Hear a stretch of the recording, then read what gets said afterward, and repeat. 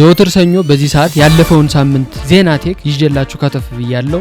የሜታ ወይንም በቀድሞ ስሙ ፌስቡክ በመባል የሚታወቀው ድርጅት ዋና ኃላፊ ማርክ ዙከርበርግ በማህበራዊ ሚዲያ ሱስ ዙሪያ በቅርብ በተደረገው ችሎት ላይ ተከሳሽ ሆኖ ቀርቧል። የ20 ዓመቷ ከሳሽ የኢንስታግራም ዲዛይን የመንፈስ ጭንቀቷንና ራስን የመጉዳት ስሜቷን እያባባሰባት እንደመጣ ገልጻለች። እንደ አውሮፓውያን አቆጣጠር በ2017 ማርክ ለአፕል ኃላፊ ለቲም ኩክ በውስጣዊ ኢሜይሉ ላይ የኩባንያው ከፍተኛ ቅድሚያ የሚሰጠው ለታዳጊዎች ማለትም ከ11 እስከ 18 ላሉት እንደሆነ የሚናገር ነገር ልኮለት እንደነበር በችሎቱ ተነስቷል። የቀድሞ የሜታ ምክትል ፕሬዝዳንት ብራያን ቦላንድም የሜታ ድርጅት ዋና ቅድሚያ ከተጠቃሚዎች ደህንነት ይልቅ እድገትን ቅድሚያ እንደሚሰጥ መስክሮባቸዋል። ሌላው ደግሞ ከዚህ በፊት ስለ ሜታ ሬባን የሰራውት የመነጽር ቪዲዮ ነበረ እና ማርክ ያንን መነጽር ለብሶት ነበረ ችሎት ውስጥ የገባው። ይህ መነጽር ካሜራ አለውና ፍርድ ቤት ውስጥ እንዲለብስ በመግባት ህገወጥ መሆኑንና ሌላ ክስ ሊያነሱ እንደሚችሉም ማስፈራራት በሚመስል መልኩ አሳውቀዋል። የክሱ ሁኔታ የት እንደደረሰ ማሳወቃችሁ ይሆናል።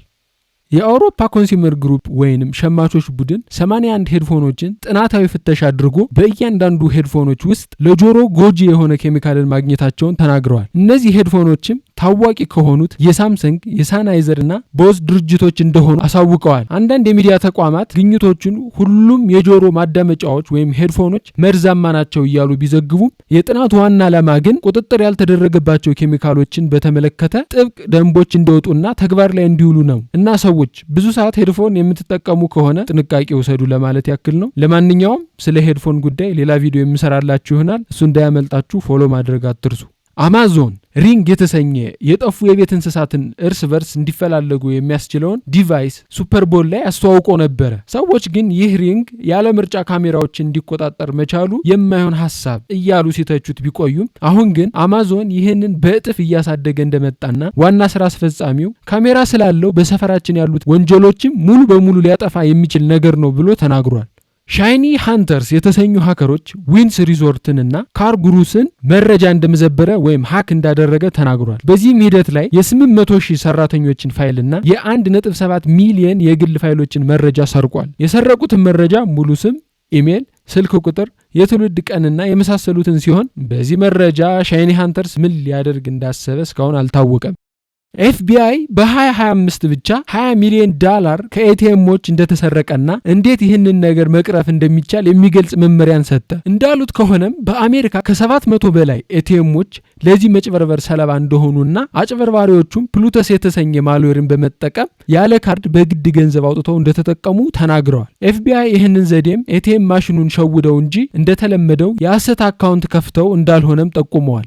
አፕል በድብቅ ካሜራ ያላቸው ግን እንደ ሜታ ሬባን ዲስፕሌይ የሌላቸውን ስማርት መነጽሮችን እየሰራ እንደሆነ ወሬ ተሰምቷል። ለምን እንደሆነ በማይታወቅ መልኩ ካሜራ ያላቸው ኤርፖርትሶችንም እየሰራ እንደሆነ ወሬዎች ተሰምተዋል። በመጨረሻም ኤአይ ያለው ከእጅ ወይንም ከአንገት የሚደረግ ካሜራ ያለው ጌጥን ጨምሮ ሌሎች በርካታ ከኤአይ ጋር የተዋሃዱ ሃርድዌሮችን እያዘጋጀ እንደሆነ ትክክለኛ ብየናዎችን የሚሰጠው የብሉምበርጉ ማርክ ገርመን ተናግሯል። ኤአይ ጥቅም ላይ መዋል ከጀመረ ወዲህ የስቶሬጅ ይልቁንም የራም ዋጋ ከጊዜ ወደ ጊዜ እየጨመረ መምጣቱን አስመልክቶ የጌም መጫወቻዎች አምራች የሆነው ቫልቭ ስጋቱን ገልጿል። የራም ዋጋ መጨመሩን አስከትሎ የፊሰን ዋና ስራ አስኪያጅ በአንድ ቃለ መጠይቅ ላይ ብዙ ኤሌክትሮኒክስ ኩባንያዎች በ2026 መጨረሻ ላይ ኪሳራ ሊደርስባቸው እንደሚችልና ከገበያ ሊወጡ እንደሚችሉ ተንብየዋል። ከ200% እስከ 400% ድረስ ጭማሪ ያስከተለው ይህ የራም ዋጋ ንረትም ጥፋቱ በአምራቾች የኤአይ ዳታ ሴንተሮች ላይ ያማከለ ትኩረት መስጠት የሚያሳይ ነው። ስለሆነም ወደፊት የሚሰሩ ስልኮች ዋጋ በጣም እየጨመረ ከመምጣቱ የተነሳ ከዚህ በኋላ ስልኮችም ሆነ ሌሎች ኤሌክትሮኒክስ ዲቫይሶች በኪራይ መሸጥ ሊጀምሩ እንደሆነ አንዳንድ ዜናዎች ያመለክታሉ።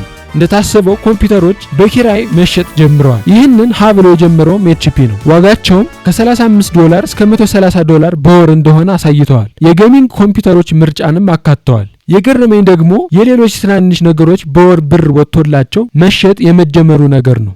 የቲክቶክ እናት ኩባንያ ባይት ዳንስን ዲዝኒ ክስ እንደመሰረተበት ተሰማ። ዲዝኒ ሲዳንስ 2.0 በተሰኘው የኤአይ ቪዲዮ ጄኔሬተር ላይ የቅጅ መብት ያላቸውን ገጸ ባህሪያት ለህዝብ ተጠቃሚነት እንዲውሉ በማድረጉ ክስ እንደመሰረተና አገልግሎቱን እንዲያቋርጥ ትዕዛዝ እንዳስተላለፈ መረጃዎች ጠቁመዋል። ይሁንና ሲዳንስ 2.0 በጣም የሚገርም ቪዲዮ ጄኔሬቲቭ ኤአይ እንደሆነ እየተነገረለት ይገኛል። ከሌሎቹ ኤአይዎች በተለየ ከአንድ ቀረጻ ወደ ሌላ ቀረጻ ያለምንም ችግር ቪዲዮዎች ትራንዚሽን የሚሰራ እንደሆነ ተጠቁሟል። የክሱ ሁኔታ የት እንደደረሰ ማሳወቃችሁ ይሆናል። የአሜሪካ ሀገር ቴሌኮም ቲ-ሞባይል ያለምንም መተግበሪያ የሚሰራ በኔትወርክ ደረጃ የቀጥታ ጥሪ የቋንቋ ትርጉም አገልግሎትን ጥቅም ላይ ሊያውል እንደሆነ ተሰማ።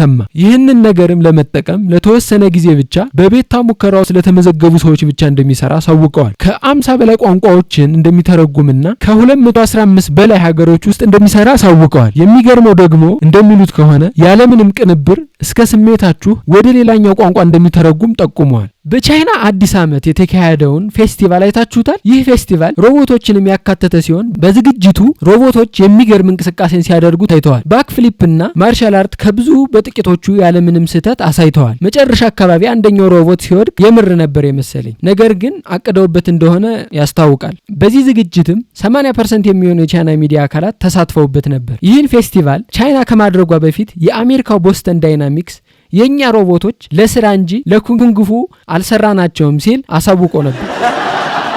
በተጨማሪም ሮቦቶቹ ስለት ያላቸውን ነገሮች ይዘው ቢታዩም የትኞቹም አብረዋቸው የነበሩት ህፃናት ላይ ጉዳት እንዳልደረሰ ማየት ትችላላችሁ።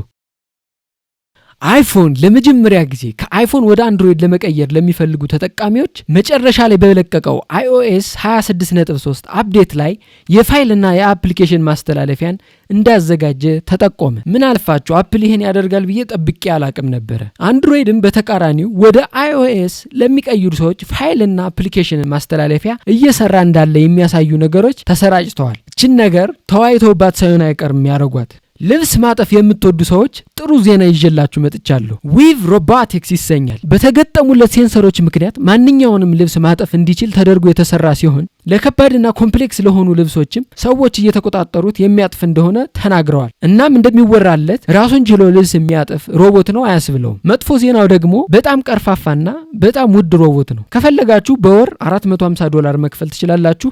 አንድ ላይ ለመግዛት ግን ወደ $8000 መክፈል ይጠበቅባችኋል። ልብስ ለሚያጥፍ ሮቦት ይህንን ያክል ብር ታወጣላችሁ? የብሉምበርግ ፓወሮን ጋዜጣ ላይ ማርክ ገርመን አፕል ለተማሪዎችና ለመሰረታዊ ኮምፒውተር ተጠቃሚዎች የታለመ አዲስ በዋጋ ከተለመደው ረከስ ያለ ማክቡክ እያዘጋጀ መሆኑን ዘግቧል። ሌሎች ሊሆኑ ይችላሉ ተብለው የተነገሩ ቁልፍ ዝርዝሮችን ልንገራችሁ። የአይፎን 16 ፕሮን A18 ፕሮ የተሰኘውን ቺፕ እንደሚጠቀምና ዋጋውም $1000 በታች እንደሚሆንና ምናልባትም $600 እንደሚሆን ይጠበቃል። ሌላው ደግሞ አዲስ ዲዛይንና አዳዲስ ቀለሞችን ይዞ እንደሚመጣ ጠቅሰዋል። ከ13 ኢንች በታች ስክሪን እንደሚኖረውና ቀላል ክብደት ያለው አልሙኒየም እንደሚሆን ይጠበቃል። ይህ ማክቡክም ማርች 4 ላይ ለደንበኛ አቅርቦት እንደሚውል ይጠበቃል። የቻትጂፒቲ ካምፓኒ ዋና አስተዳዳሪ ሳም አልትማን ሰዎች ውጤታማ ያልሆኑ ስጋዊ ኮምፒውተሮች ናቸው አይነት ጨዌ ያልተጫወተ መሰላችሁ? በህንድ በሚካሄደው ስብሰባ ላይ ኤአይዎችን ለማሰልጠን በጣም ብዙ ኢነርጂ እየፈጀ እንዳለና አሳሳቢ ሁኔታ ላይ ያለ ነገር እንደሆነ ተነስቶ ነበር። የቻትጂፒቲው ሳምም ሰዎች ለኤአይ ኃይል ፍጆታ ያላቸውን የተሳሳተ አመለካከት በጣም እያደከመው እንዳለና ቃል በቃል ሰዎችም እኮ ብቁና የተማሩ ለመሆን 20 ዓመት ይፈጅባቸዋል፣ በዛ ዓመትም ውስጥ ብዙ ምግብና ውሃ ይፈጃል ሲል ተናግሯል። በአጭሩና በግልጽ አማርኛ ቻትጂፒቲን ማሰልጠንን ህፃናትን ከማሳደግ ጋር እያነጻጸረ ነው ያለው። እንደዛ ብሎም አላበቃም። የሰው ልጅ 100 ቢሊዮን ዓመታትን ያስቆጠረ ዝግመተ ለውጥ ከ20 ዓመታት ዳቦ ጋር ከተመዛዘነ ኤአይ ጥያቄን በመመለስ ረገድ ከሰዎች ይልቅ የበለጠ ውጤታማ ነው ብሏል። ይህንን ያዩ ሰዎች ደግሞ ኢንተርኔት ላይ ነገሩን በጣም ጸረ ሰው ነው እያሉ ሲጠቁሙ ታይተዋል። የኤአይ ጥቅም እንዳለ ሆኖ ይህን ያክል ርቀት መሄድ ይገባቸው ነበር ብላችሁ ታስባላችሁ ወይስ ልክ ነው ብላችሁ የምታስቡት? የስልኩ ዲስፕሌይ በራሱ ፕራይቬሲ ስክሪን እንደሚሆን እየተሰማ ያለው ነገር ነው። ፕራይቬሲ ስክሪን የመሆኑ ጉዳይ እውን ሳይሆን አይቀርም። የነገርኳችሁ ደረሰ። የጋላክሲ S26 የተለየ ፊቸሩ ፕራይቬሲ ዲስፕሌይ መኖሩ ብቻ ነው። ካሜራውም አንድ፣ ዲዛይኑ ትንሽ ተቀይሯል። በቃ ምን አለፋችሁ የጋላክሲ S25 መንታ ወንድሙ ነው የሚመስለው። ስለ ሶስተኛው የዓለም ጦርነት ዜና ቴክ። ቻይና ለአይራን ራሷን የምትከላከልበትን ሃይቴክ የሆነ ጋሻን ሚሳኤሎችንና ራዳሮችን ሰጠቻት። እሱ ብቻ አይደለም፣ የአይራንን ሀገር ኢንተርኔትም ዘጋዋለች። ገለጻዎች እንደሚዘግቡት አይራን ከቻይና ጋር CM302 የተሰኘውን ሱፐርሶኒክ አንቲሺፕ በጣም ፈጣን ሚሳኤል ለመቀበል ስምምነት እያጠናቀቀች መሆኑን ሪፖርቶች ያመለክታሉ። ሌላው ደግሞ ቤጂንግ ኢራንን የተዘጋና በመንግስት የሚተዳደር ኢንተርኔትን እንድትገነባ እየረዳቻት ነው። አሜሪካ ወይም ሌሎች ሀገራት የኢራንን ሚስጥሮች እንዳይደርስባቸው ያደርጋታል። ይህንንም ያደረጉት ያሉት የምዕራባውያኑን መተግበሪያዎች ባለመጠቀምና ሀገር በቀል በሆነ አፕሊኬሽን በመለወጥ ነው። በዚህም ጅምላ ክትትል እያደረገች እንዳለችና ሀገር በቀል ያልሆኑ ነገሮችን ለምሳሌ የኤሎን ማስክ የሆነውን ስታርሊንክ ያሉትን ኢንተርኔቶች እንዳይሰሩ በማድረግ እንቅስቃሴያቸውን ጀምረዋል። በመጨረሻም የአሜሪካን እና የእስራኤልን ጥቃት አስመልክቶ የቻይና የሆኑ ሴንሰሮችን በራሪ ለሆኑ ጀቶች ጥቃት መመከቻና ሰፊ ቦታን የሚያካልል ራዳሮችን የሚበሩ ካምካዚ ድሮኖችን እና እንደ HQ-9 ያሉ መከላከያዎችን ወደ ኢራን እየገቡ እንደሚገኙ ተዘግቧል። በባህር ላይ ያሉ ሚሳኤሎች፣ በቤት ውስጥ የተቆለፈ ሴፍ የሆነ ኢንተርኔት እና ብዙ የአየር ላይ መከላከያዎች፣ እነዚህ ሶስቶቹ የአንድን ሀገር ትክክለኛ ኃይል የሚያሳዩ ናቸው።